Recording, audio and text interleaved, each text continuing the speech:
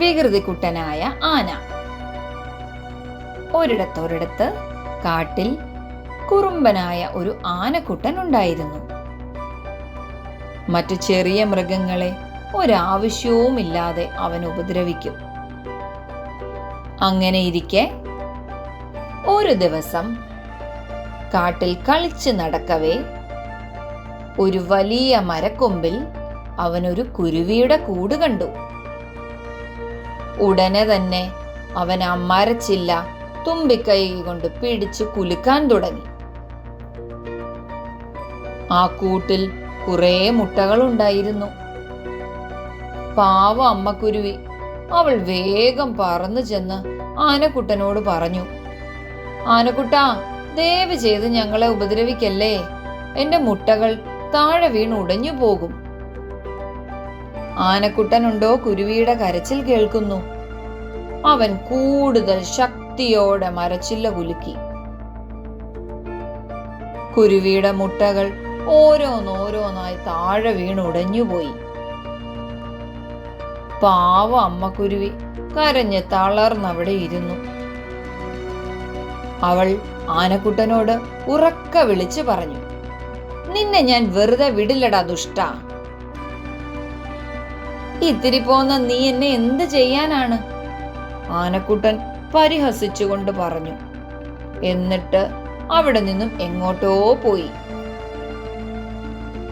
ഇതെല്ലാം കണ്ടുകൊണ്ട് ആ മരത്തിൽ കൂടുകൂട്ടിയിരുന്ന ഒരു കടന്നൽ കുരുവിയെ സമാധാനിപ്പിക്കാൻ ശ്രമിച്ചു.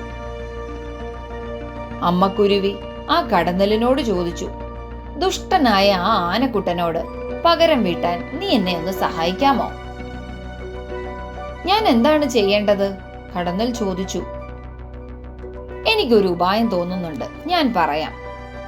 അതിനു മുൻപ് നമുക്ക് ഒരാളുടെ സഹായം കൂടി ആവശ്യമുണ്ട്, കുരുവി പറഞ്ഞു.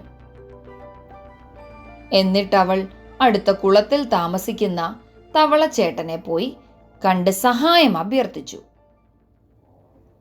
തവളച്ചേട്ടൻ വേഗം തന്നെ കുരുവിയെ സഹായിക്കാമെന്നേറ്റു. അങ്ങനെ അമ്മക്കുരുവി തന്റെ കടന്നൽ കൂട്ടുകാരെയും കൂട്ടി ആനക്കുട്ടൻ കളിക്കുന്ന സ്ഥലത്തെത്തി.